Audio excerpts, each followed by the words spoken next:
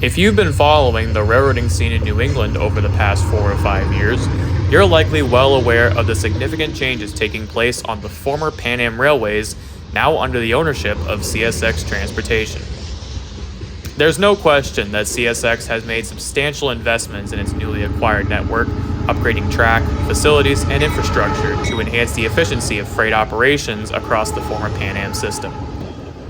While these improvements undoubtedly serve the long-term benefit of the railroad, it's always enjoyable to reflect on an earlier time when Pan Am patch units and Guilford locomotives were a common sight.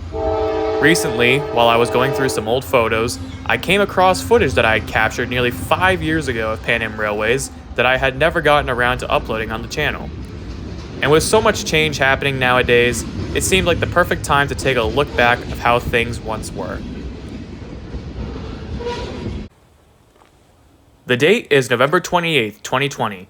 A friend and I set out early along Pan Am's District 2, hoping to catch some good freight action for the day. Ironically, all of this footage was recorded just one day before CSX would announce its intent to acquire the Pan Am, a moment that would mark the beginning of many transformations in the years to come. We start our morning with Amtrak 690 heading to Boston.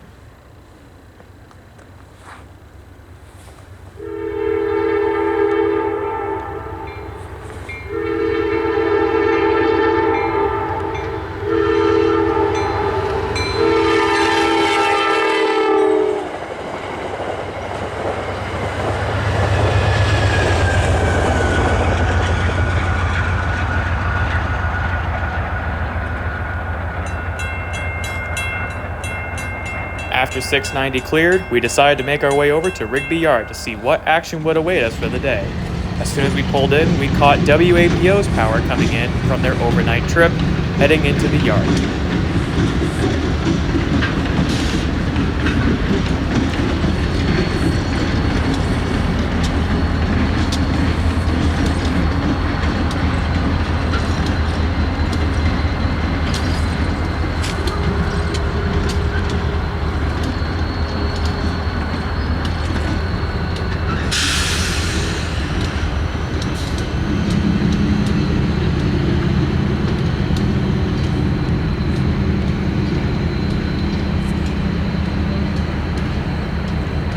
After making a quick stop for breakfast, we made our way back out to the main line just in time to catch Amtrak 692 heading to Boston.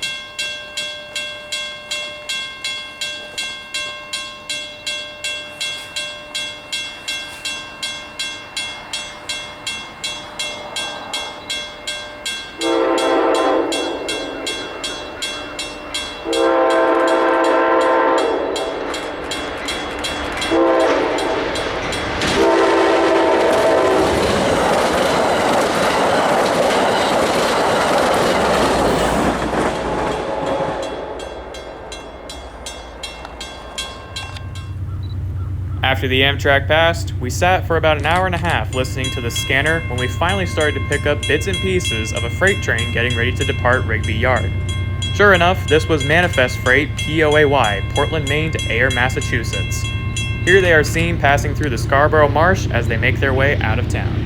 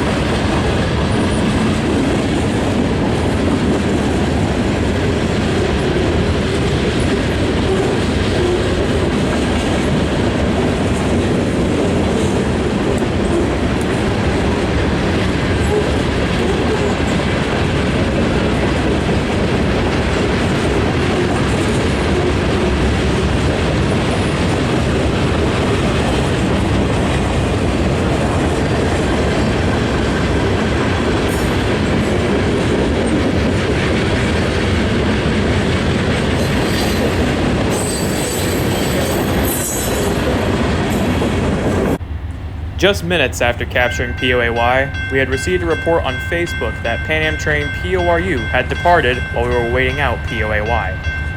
PORU was a freight that ran between Portland, Maine and the Rumford Mill. We catch them passing Danville Junction just outside of Lewiston, Maine.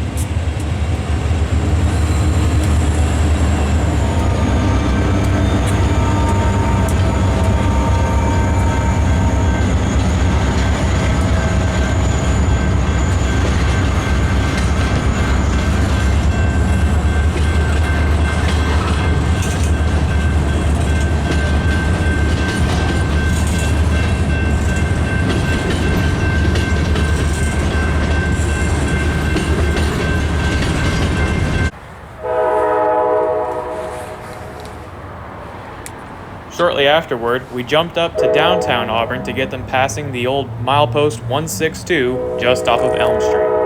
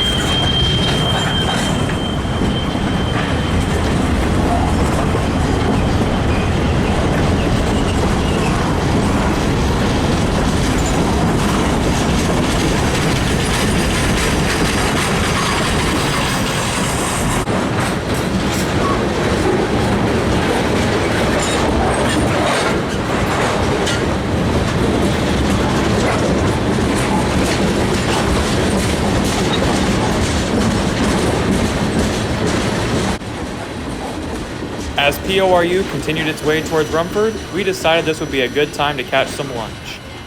However, unlike most days that I've been out on the Pan Am, there was actually a lot of action today. Just seconds after we pulled back up to Cook's Crossing, POED's power came out of the yard to start building their train.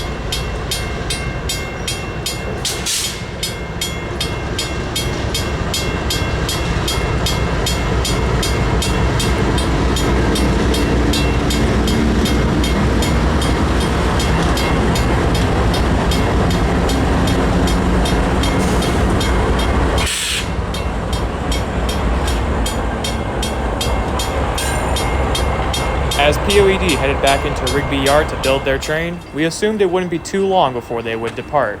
However, after they got out of Rigby Yard, they were instructed to hold at Ocean Park Siding. Lo and behold, it was for Pan Am train AYPO, counterpart to train POAY that we saw in the beginning of our day. We catch them passing the Amtrak station in Saco, Maine.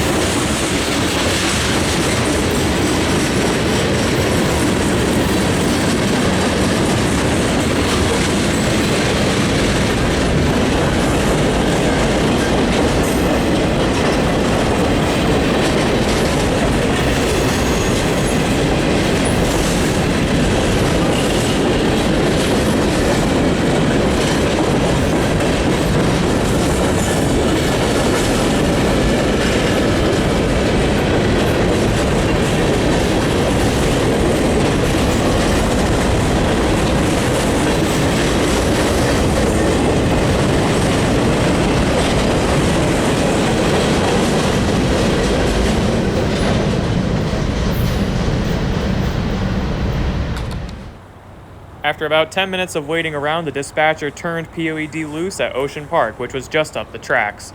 We catch them passing the Saco station as they begin their overnight journey heading towards East Deerfield, Massachusetts.